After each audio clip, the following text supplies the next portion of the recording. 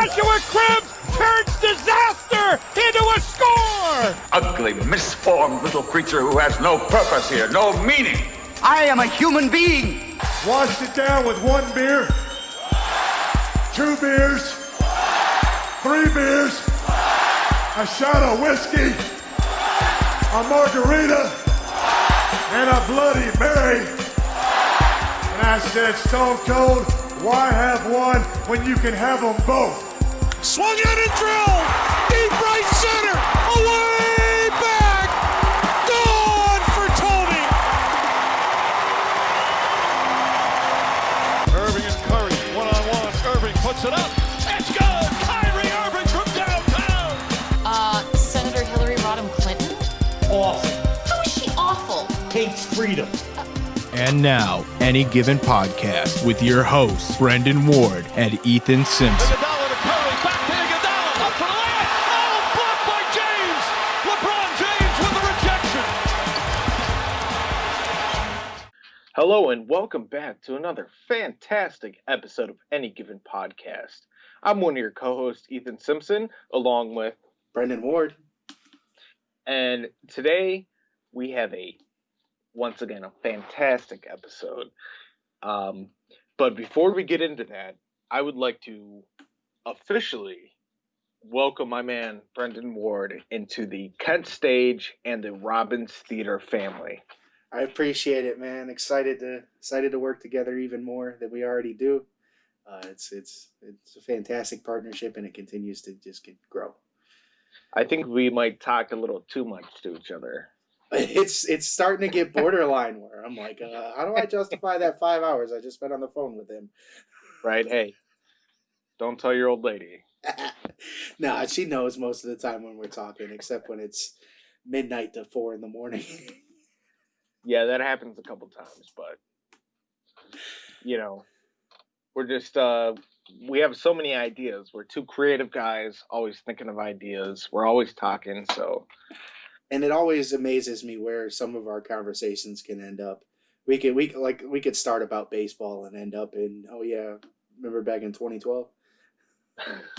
Yeah, it's just all over. We go all over the place. It's like I said, a good partnership that continues to grow and hopefully just continues even further. Yeah, I mean, hey, that's what I'm hoping for. Me as well. All right, so to start off the podcast, were we robbed of one of Francisco Lindor's last seasons as a Cleveland Indian? Yes. Whether or not baseball comes back, we were 100% robbed of Francisco Lindor's last season. Like, yes, if we do come back and we play 50 to 65 games, 75 games, we still lost half the season, correct?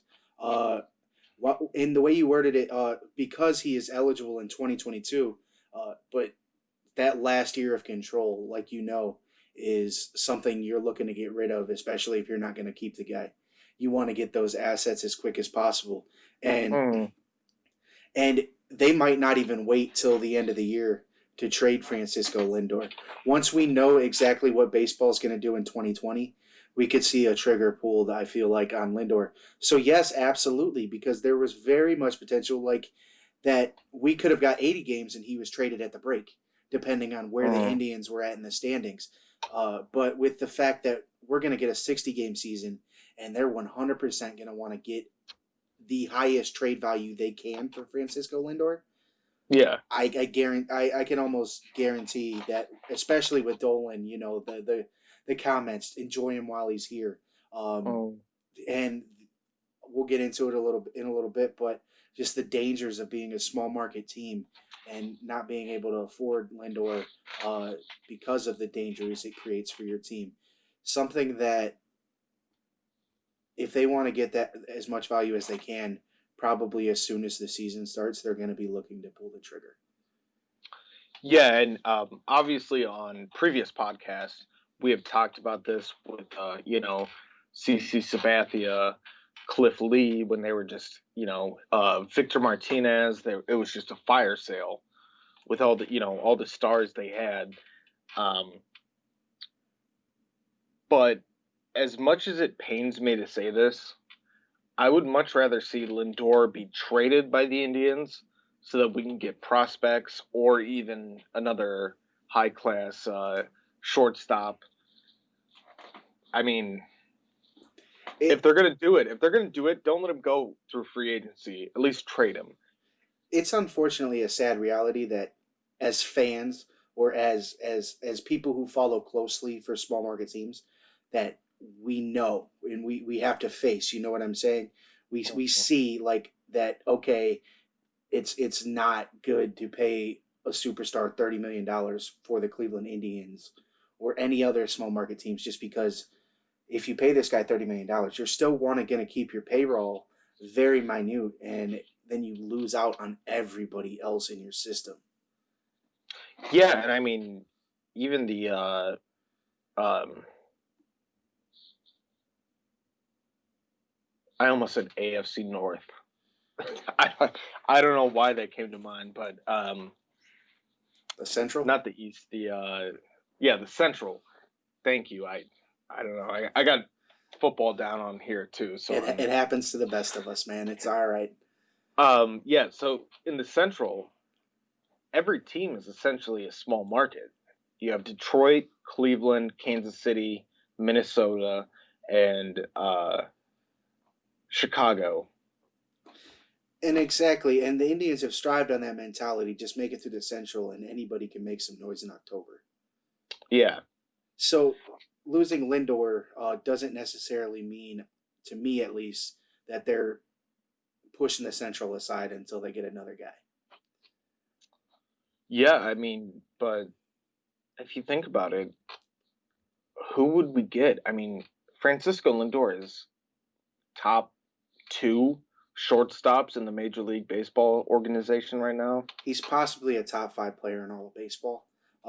Yeah, I'm not saying you're going to replace Lindor. What I'm saying is, I don't think that just by trading him, that's the Indians saying, okay, we're not going to win the Central for a couple years till we draft another superstar guy or another one of our guys come out of our system, because the Indians have the best damn farm system in the league. That is true. Without a doubt. That is a fact. Look at their starting rotation and tell me otherwise. I mean, look at Shane Bieber. I mean, look at any of them. Carrasco's been consistently good. Now he's got the health issues and stuff like that, which is unfortunate, and it's not like it's his fault or that he was injury riddled or anything like that. Nobody can predict leukemia, bro. But Clevenger through the system, fantastic. Like you said, Bieber, All-Star Game MVP last year.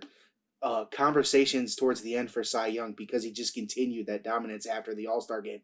Savali looks good. Plesac looks good. Or even like some of the call-ups you've had. Bradley looked all right. Obviously, Mercado looked really good last year towards the end of the year. So the farm system is there, and that's what helps those small market teams succeed. If your farm system's there. They also lost a year of the farm system. Yeah, that is true. And they, I think they laid off over 1,500 minor leaguers. Yeah, exactly. So like obviously some of those guys I just named, the Bobby Bradleys, Bradley Zimmer, if he ever shows up again. I mean, that is just Bradley Zimmer, great baseball player, great outfielder, but is he injury prone like Carson Wentz? Well, he had the one, and then we haven't seen him since, right?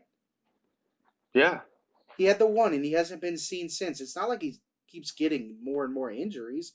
It's the one, and it's been 2 years since anybody's seen him. They thought like he was going to be a big part of their run last year, which was what everyone was hoping for, and then he was just never seen again. But those bubble guys are going to be on there because once it comes back, if it comes back, there's going to be expanded rosters. It's not just going to be your 30-man, your 40-man. There'll probably be a 50-man roster. An active roster is probably what they'll call it. It's going to be extended players plus these guys, those guys that were on the bubble that might not have gotten called up immediately from spring training, but definitely towards the end of the year, we're going to get some playing time on the big league roster. So Lindor, back to Lindor. Yes, we've definitely lost a year of him. And it's unfortunate because it was possibly the last year. Yeah, and it just you know, obviously with COVID-19, all that going on, obviously they can't play baseball, but it's going to be one of those things. Like I was there for Francisco Lindor's first game when he got called up, and he replaced Asdrubal Cabrera. Exactly. Something you remember. You remember where you were when Francisco Lindor first got called up. You were at the game. I was watching the game. I wasn't at the game, but I was for sure watching it because that's the type of stuff you do when you're a fan of a specific team. You check into that type of thing when the superstar through your farm system, the superstar, your rookie superstar debuts. And I love Francisco Lindor. Don't get me wrong. I'm not sitting here advocating for them to trade him because if I saw a way where that small market team in the Cleveland Indians could pay Francisco Lindor the money he's going to be making and still be able to keep Jose Ramirez on the team, Carlos Santana on the team, Carlos Carrasco on the team past this year. If they could do that, then by all means, I would love to see him pay him. It's just not feasible for a small market team to do. Yeah, I know. And like we talked about yesterday when we were planning what to talk about, you're like, are you sure you want to talk about this? It might make you depressed, which feels like I'm, you know, taking a stab to the heart right now, even saying this. But if he's not going to re-sign with the Indians, then yes, trade him and get some prospects or, you know, some players. You know what? If we could trade Francisco Lindor for Mike Trout, I would love that. I mean, I would love it too, but he's already making the money. It's just he's got the Skrilla. The thing is his contract is on a couple years ago's numbers. The Indians might be able to swing that 15, 20 million a year. We're talking Francisco looking at 35, 40 a year for 10 years. Francisco Lindor's contract in 2022 could very easily come out 10 years, $400 million. Oh, yeah, for sure. I mean, and honestly, he does deserve it, you know? He's one of the best players in the league.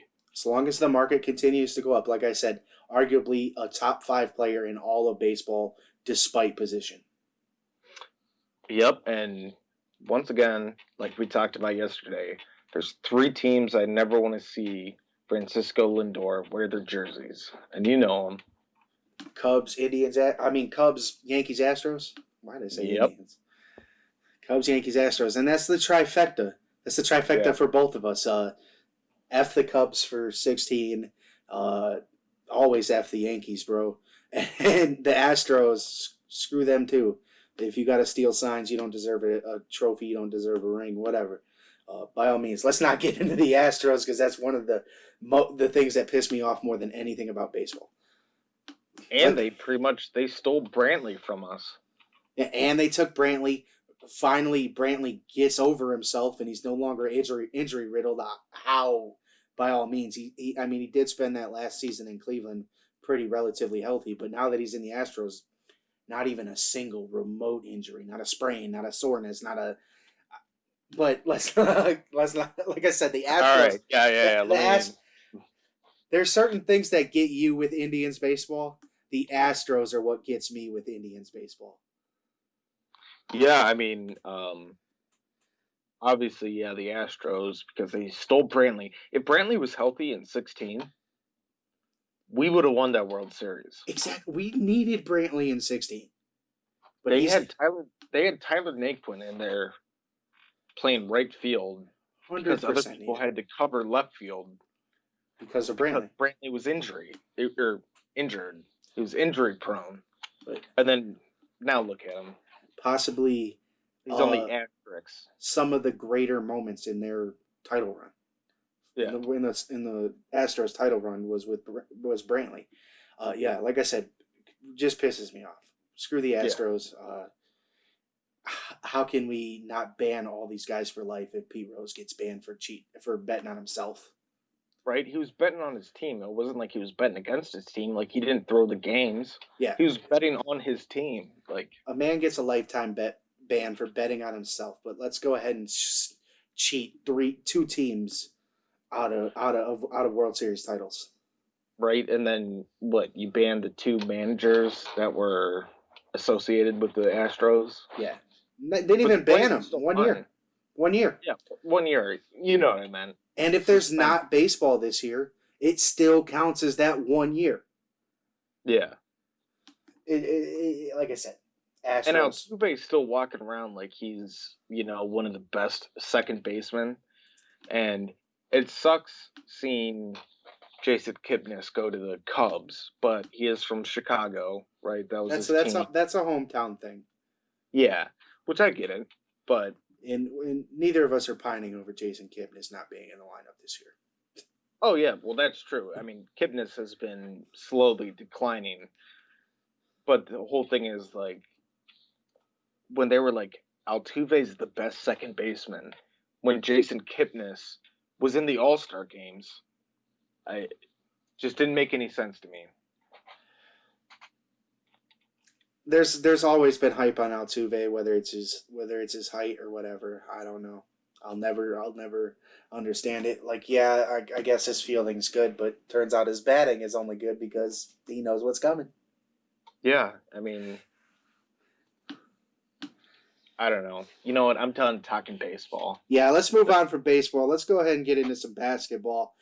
With the NBA approving a return to play, now there's still some contingencies. I learned a little bit ago.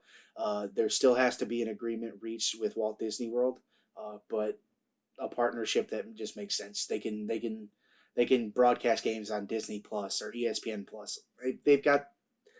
They were going to broadcast the games anyways if the season was open. You know what I'm saying? So the only thing is the space inside Disney World, which all it's going to do is help Disney profit even more than if they were given that space to people.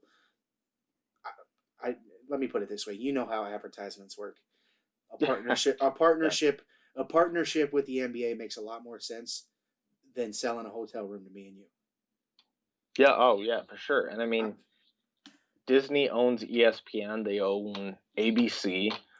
Like, why not? I don't get why there's such a debate about an agreement. They own ESPN and all those guys. So, like, why is it a thing? Is it just it was just pending agreement. Like, I'm sure there will be agreement. Like I said, it's contingency, but I'm not really that worried about it. I'm really that confident in talking about saying the NBA. I'm really confident in saying the NBA is back. With them being back, though, we're looking at an 8-game regular season for each team with a target start date of July 31st. That has the 8-game regular season ending by August 25th, which is when lottery odds will then be determined. With the with the NBA draft lottery. Give me just 1 second because I totally lost. Okay, so the lottery will also be held August 25th. So we'll know the odds around the same time that the lottery will take place. The expected format is there are 13 teams from the Western Conference as well as 9 teams from the Eastern Conference going. The criteria for being invited was you had to be within 6 games of the 8 seed. The top 7 teams at the end of the 8 games in each conference will automatically make the playoffs. If the 9th seed is within 4 games of the 8th seed, there will then be what is called a play-in series between the 8 and the 9 seeds, a best of 2 series, so up to 3 games if they are within 4 games back. That is the NBA's way of making up for the fact that there were only 70 regular season games. okay, yeah, that's kind of I don't know. It's so weird now that they're trying to, like you said, make up for the 70 regular season games, and then they're like switching up the playoffs. It's kind of weird. If I'm being honest, looking through the seeding, that bottom half of that Western Conference is you got Portland, New Orleans, Phoenix. So you've got the New Orleans Pelicans, who obviously, if they can get in at that 8 seed and get a round 1 matchup between LeBron and Zion, that's gonna sell. That's gonna be money. They're gonna be printing checks over there in the NBA. So I think it really is to allow Zion or Devin Booker or Damian Lillard, who still have to fight for that 8 seed, a chance to make it in and give us that playoff series like we want. Because right now, let me pull it up, but Yeah, I'm pretty sure like it's bottom half. Like, see, so the 8th seed, if my computer would ever like to pull up, is in the East is the Orlando Magic. So the only extra team out of the top 8 teams in the East would be the Washington Wizards that get invited. They are right now over 8 games. They're 5.5 games back, so they can make up that 4 games, and we could potentially have a play-in series between the Magic and the Wizards to see who ends up playing the Bucks in the first round. Should the Toronto Raptors not make up 7 games in 8 games? Yeah. And then, I totally get that. That would be that's probably like a betting guy's wet dream. The Magic playing the Wizards, yeah, and then That's like a bookie's. Sorry, not a betting man. A bookie's. Yeah, it's a bookie's wet dream. And then the Grizzlies are the 8 seed. But there's 3 teams that are 3 games back. You got Portland 3 games back, or 3.5 games back. You got Portland 3.5 games back, New Orleans 3.5 games back, and Sacramento 3.5 games back. Now Portland looks like they have the tiebreakers, and then you've got San Antonio at 4 games back, but with them losing LaMarcus Aldridge to shoulder surgery and not going to have him for that run, that's looking like something. And then Devin Booker has a chance to get the Suns back in their 6 games back. But that Portland, New Orleans 9 and 10 seed right now is really could you imagine a play-in series between the Memphis Grizzlies and the New Orleans Pelicans where you've got Ja Morant, who should win Rookie of the Year, versus Zion Williamson, who everybody thought would win Rookie of the Year? Just some of these big name matchups you could potentially get from them playing series. Now that I'm not sure if it was a competitive thing or more of a ratings thing. Like, yeah, this is gonna really bring us back into the limelight because of that. Or Damian Lillard, C.J. McCollum, Portland, a perennial middle of the road seed in the Western Conference, is now fighting for a playoff spot. And then now they got to play in. That was that was one of the things that I was thinking about with Zion. I think the association just wants Zion to be obviously Rookie of the Year. They keep putting Zion, like comparing him to LeBron, which is Zion's a great player. Don't get me wrong, but I don't think there will ever be another LeBron James with just that raw talent that LeBron has. I get what you're saying. Here's the thing. Money talks and Zion sells tickets. It's just how it goes. And I get there's not going to be fans, but Zion sells TV ratings too. Yeah, he does. I mean, you look at straight out of. Sorry, go on. I was just going to say, you look at some of Duke's top-rated games ever. I imagine some of Zion's bigger games or bigger moments are rated up there, and go through Duke's legendary history of athletes that went through that program. Oh yeah, no, I totally get that, but what do you think's gonna come out of this whole Zion having to tell or having to admit that Duke paid him and stuff like that? Well, the other day I read that his lawyers actually filed a restraining order, so he wouldn't have to. Oh, nice. So whether or not it happens, like we talked about before, you're pretty ignorant if you don't think it's happening. Oh yeah, especially in big time college basketball. Yeah, like the Power 5 conferences, of course. Duke is the blue blood of blue blood programs in college basketball. Uh, there's no way you could do that. Like obviously, Coach K probably has some sort of sway, but for 30 some years Yeah. without booster backup, Coach K has himself a little roster up there of amateur paid players, and it might be controversial to say, but like I said, pretty ignorant if you don't think like just like the stuff that came out with Wiseman from Memphis this year. Like, okay, that was a loan. Penny bought him a house.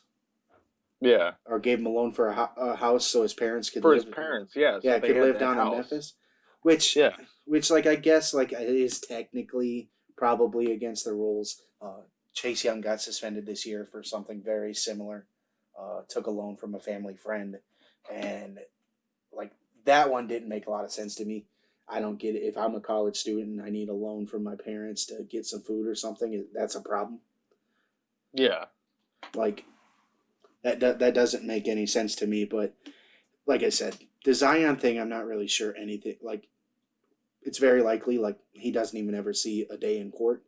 But it's also very likely like if he does, all it's going to do is progress the change that we're starting to slowly see in the NCAA, where players can profit off their likeness and stuff like that. I don't think we'll ever see like a program in the NCAA where certain people make certain amount of money, like say $10,000-$20,000 a year or something like that. But you're definitely going to see which I think is smart for them. Be hands off with it. Yeah, you could profit off your likeness. We're not going to pay you. By all means, seek an agent and go get paid yourself. Right? I mean, that's one of the things, like, I've never understood about college sports. Like, yes, I get that, they have the scholarships, but, I mean, everybody else is getting paid millions of dollars to coach these guys, My thing like is... Urban Meyer. Exactly. What did he get paid? Like $16 million when he was coaching at Kent State? Yeah. Not Kent State. Sorry. Ohio State? Yeah, exactly. Nick Saban's in the double digits as well. Here's the thing. If I'm just a normal college student and I'm on scholarship, am I not allowed to go get a job, let's say at Taco Bell, to make money? Yeah, I mean, it happens all the time. A kid who is on an athletic scholarship, still a scholarship, still free money, he just gives you work for it. You know what I'm saying? He actually works for this scholarship. I didn't. Why can't he go find a job? And why can't he just use his face to find that job? Right? Yeah, I mean, that makes sense. As long as it's not the school paying the players, like they should be able to go out there and, be in commercials and endorse car dealerships and, Exactly. Nike and Adidas and all that. Justin Fields, by all means, gets a Nike commercial. If Nike wants to pay Justin Fields, as long as it's not, like you said, Ohio State paying it. Mm-hmm. Because then it becomes, and I get what they're saying. If Ohio State pays a player directly, then it becomes about which schools have that booster money. And then we're looking at perennially only those top teams, Ohio State, Oklahoma, Alabama, LSU, those big time schools that have athletic money as perennial contenders. Notre Dame, they've got the money too, so they could contend. But a team like Maryland would never, like, sure they don't contend anyways, but they would they would never even have a shot because they can't pay a 4 or 5 star recruit at that point. You know what I'm saying? Like, they still get these 4 or 5 star guys, but if I'm going to be a 4-star and get paid $30,000 at Ohio State, and I got to sit the bench, or I can go to Maryland and start and get paid nothing.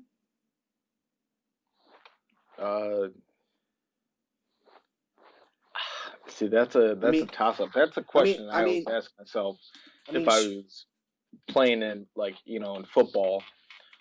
Would I go to Ohio State and sit on the bench, or would I go and play at a MAC school where people can see me.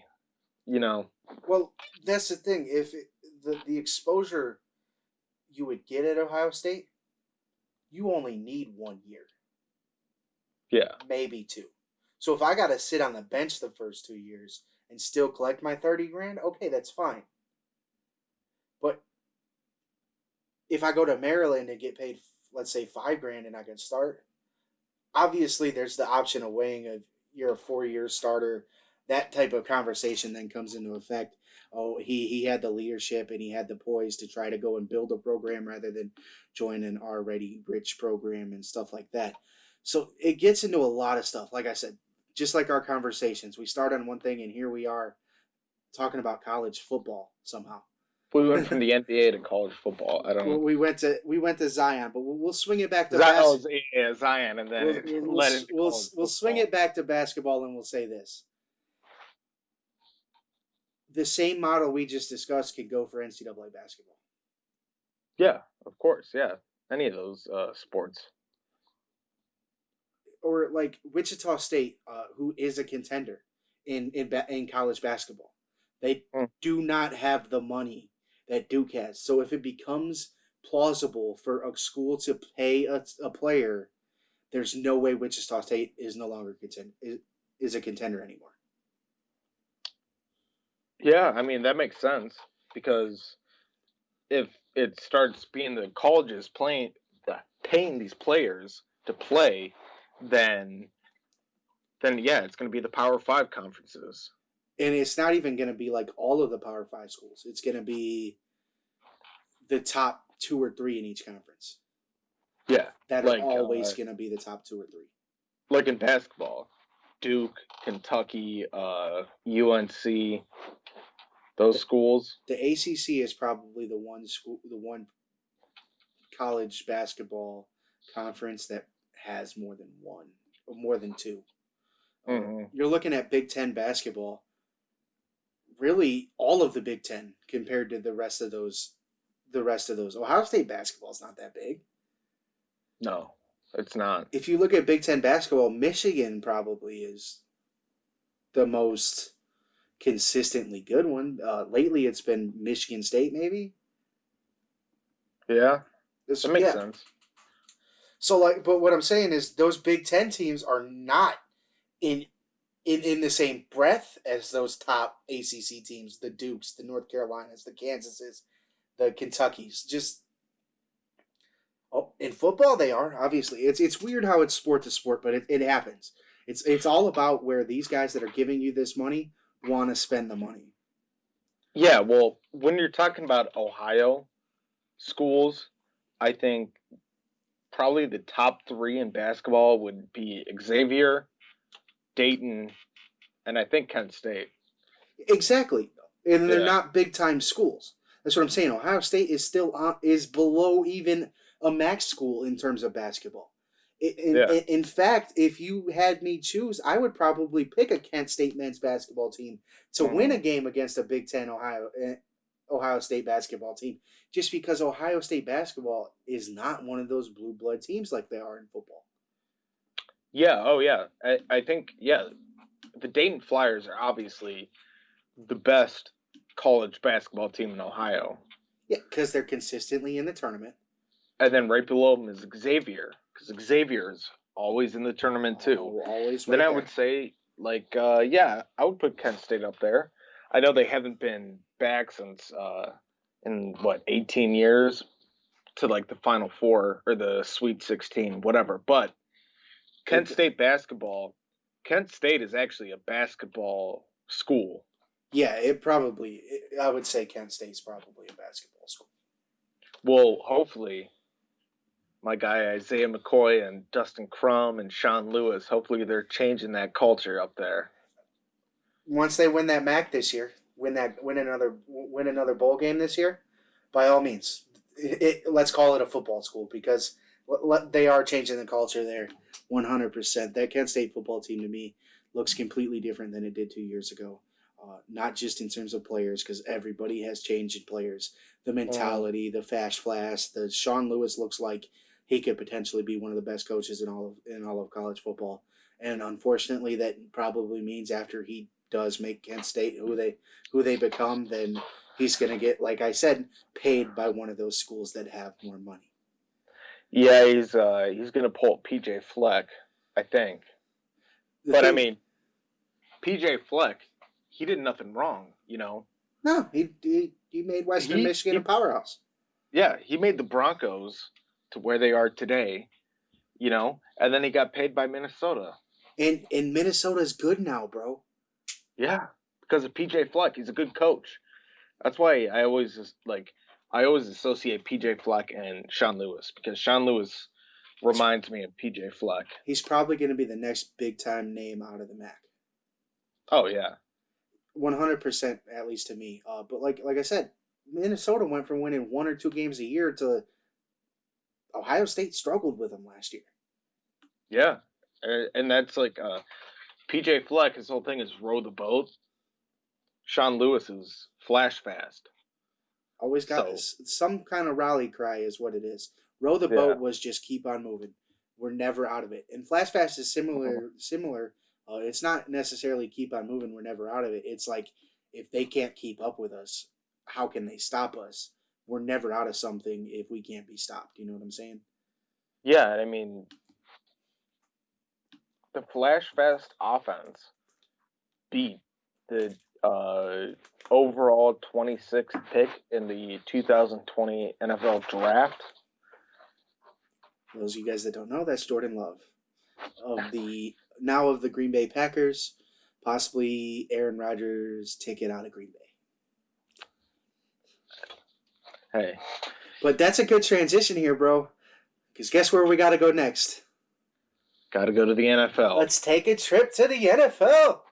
And let's talk about, can Drew Brees win Comeback Player of the Year in a 72-hour period? For a 72-hour period? See, that's the thing. Like, I understand what Drew Brees meant when he was, like, talking about, you know, the military and stuff. But, dude, this is not the time to bring that up. You probably brought that up at the worst time in American history or recent history. Like, that is not a good time to bring that up. It's not even the fact, to me, I don't even know if it's the fact that he brought up the military. I think it's the fact that he used the word disrespect. Yeah, and then we all know why, you know, Kaepernick and all the other NFL players kneeled. Shit, Drew Brees was kneeling with players back in the day when that was happening. But this is not the time to try and, you know, defend the flag, because right now, how everything's going on in America, like we discussed last week on the podcast, this is not the time to... It's truly messed up. We're not sitting here saying that it's not the time just because you aren't entitled to your opinion, and even if you view otherwise from what everyone else views, that you're not entitled to that. It's just, what's the point in stirring up trouble? Right. It's probably the best way to put that. Yeah, that's what I meant. Like, this is not the time to try and, like, say something like that. Like, right now, I think most Americans are focused on Black Lives Matter, you know. We're focused on, like we said, if Black lives don't matter, then how do all lives matter? Like, this is a movement going on in America that I think you can agree on this. Like I said last week on the podcast, you can agree on this. Everybody I talk to, they can agree on this. It's a necessary movement in America. Yeah. Yeah. And it's like it's not the time to bring that kind of stuff up there, Drew. Like, by all means, if he has an opposite view, like I said, entitled to that, it's up to somebody who argues like me or you to change that opinion on him. But really a bad time. You know, you work, especially with who he works with. And that's why I said, can Drew Brees win Comeback of the Player of the Year for a 72-hour period? Because possibly the most hated man in the NFL last Thursday. Yeah. Oh, yeah. He got canceled by so many people. Possibly one of the most hated men in America, in his own city, to the point where New Orleans was chanting, "Fuck Drew Brees." A city he helped rebuild was chanting "Fuck you, Drew Brees." Yeah, and that's sorry the thing. for my Like, language. hey, I pardon you, but yeah, no, like he helped rebuild New Orleans after Katrina, right? They won the '09 Super Bowl. That was like the turnaround point for everybody in New Orleans. Like, It was the perfect storm. We're back. and then all he said was, "It's disrespectful to military members," and everybody's like, "Fuck you, Drew Brees." Well, Pardon my French. Well, I pardon you, but like you said, just bad timing. Yeah. Like I can't say I'm not gonna sit here and say I even agree with his disrespect view because it was never really about that. But obviously, like I said, entitled to that view. But my thing is completely switched once the backlash came. Whether he made a business decision to just keep his own morals or opinions to himself from now on, or if he's really trying to be an advocate for the movement, which is what seems to be. By Saturday, Drew Brees had issued his apology. Not only that, he took some flack from President Donald J. Trump. Yep. He even tweeted it like on Instagram and Twitter. Yeah, he made that statement to Trump. He was like, "All right, we gotta change this whole mindset." Yeah, and once he took like you said, once he took the flack from Trump, 100%. All right, Trump, you gonna say something to me? I'm gonna say something to you. And so in a 72-hour period, Drew Brees possibly went from the most hated man in all of the NFL to Michael Thomas telling you, Michael Thomas, they're their star player now. He is the face of that franchise now. I don't know if you want to argue that, but Michael Thomas is possibly the face of the New Orleans franchise with Drew Brees a couple years from being Kamara, though? Kamara here and there, but I'm not sure they're going to give Kamara money. I mean, Kamara's out there. He's still like bashing Brees over that. And unfortunately, and it's a conversation for another day. But if New Orleans had to pick and Drew Brees was willing to stay, they're picking Drew Brees. Oh yeah, I mean, because if they could keep Drew Brees and Michael Thomas, they'll find another running back. When you think about Saints quarterbacks, it's kind of like him, Archie Manning. Who? Yeah, we're talking about Drew Brees. It's him. I mean, obviously, you can mention Archie Manning, but Luke McCown is the true face of the Saints. He's a backup with a Verizon commercial. But yeah, it was just it was one of those. It was the wrong time to bring that up. And he, like I said, he took his beating for it. Whether he means the apology or not, he seems to be an advocate for the movement now. And I'm going to start tweeting comeback player of the year for the next year. All right, hey.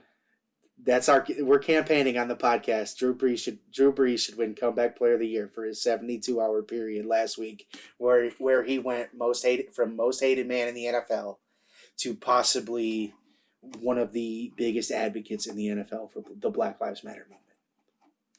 Yeah, I mean,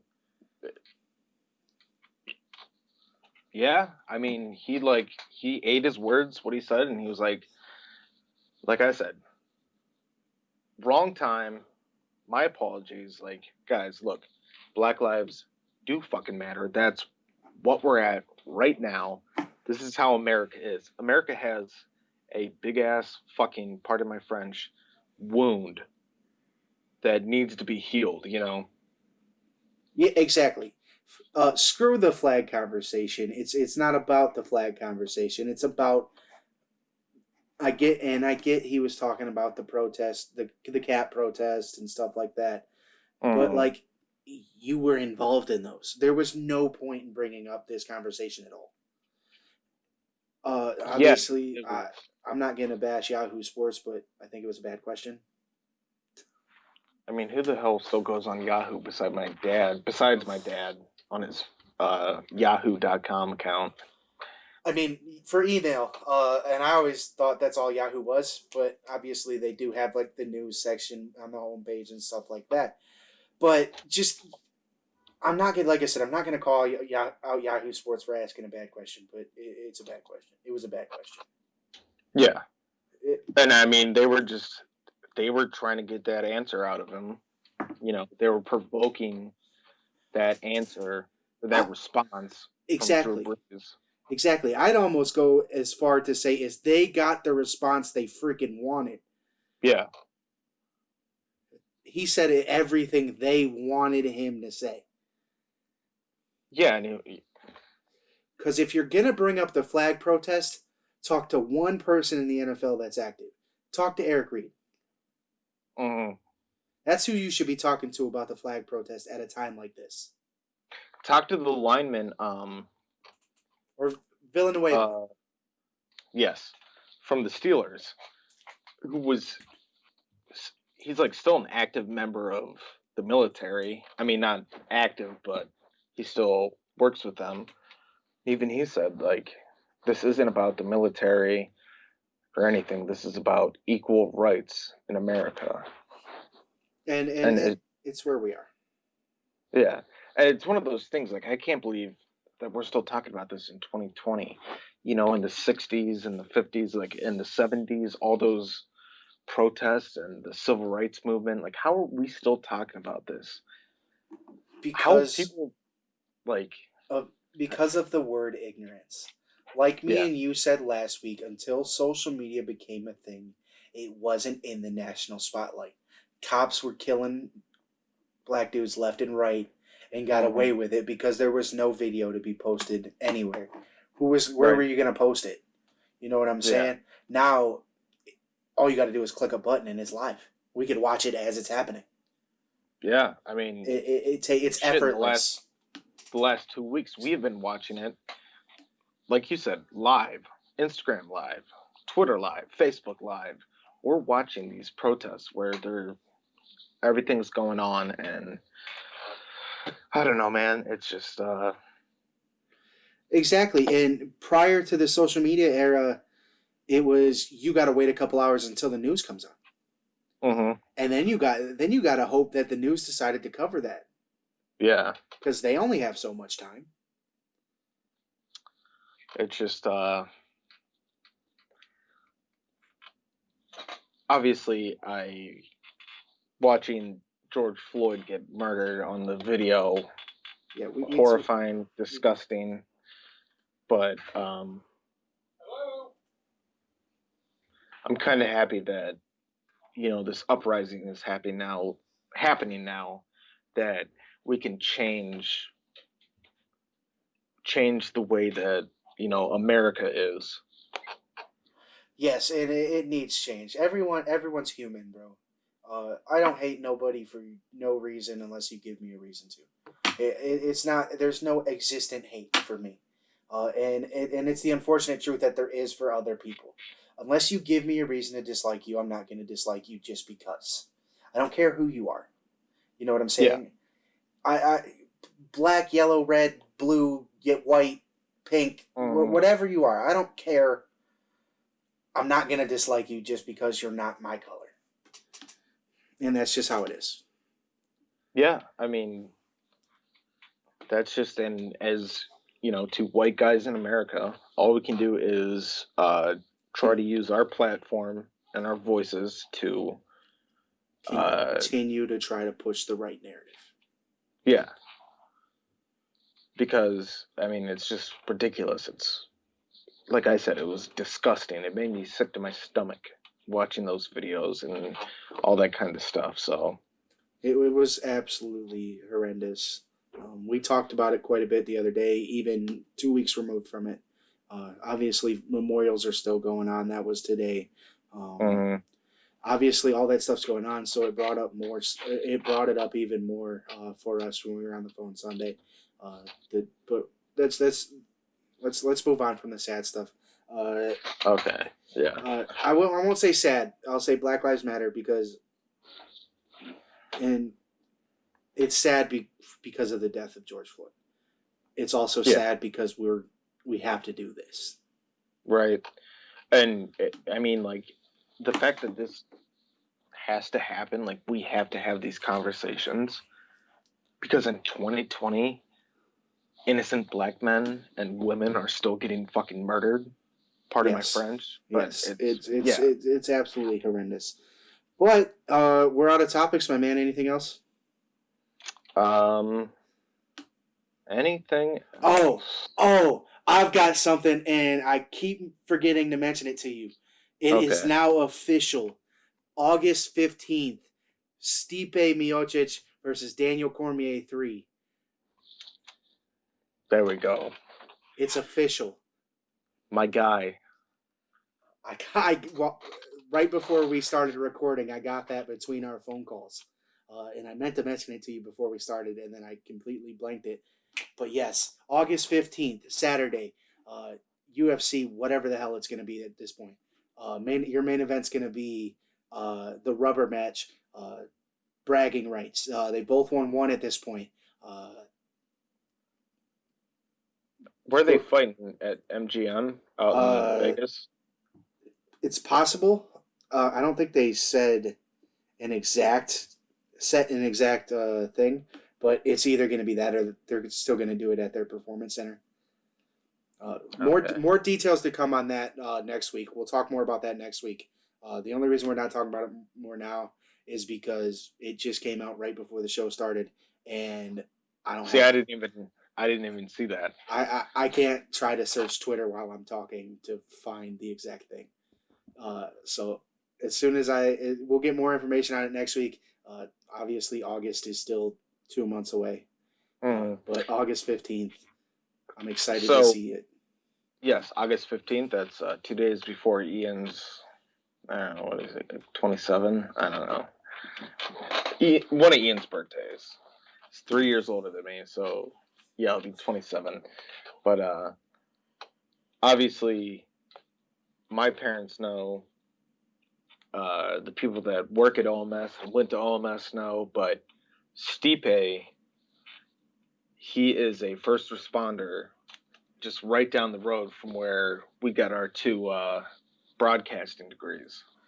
Yes, wonderful human being, and like you said, firefighter. Yeah. Doing his thing down there. I've got a long line. My sister's firefighter paramedic. My niece is a paramedic down in Carolina. Her husband my sister's husband, my brother-in-law, I guess, is a firefighter up in Northwest Ohio, and a lot of their friends are firefighters. So I have the utmost respect to first responders. Yeah, me too. I'm not sure I have too many family members that I can think of off the top of my head, but I know quite a few. One of my dad's best friends, Jimmy Berry, is the chief of the Avon Lake Fire Department. Okay. Yeah, so my buddy, who I've been working with on this website, maybe I shouldn't have said that. It's not announced yet, but he's from Avon Lake. See? The Shoreman, right? Avon Lake Shoreman? Yeah, the Shoreman.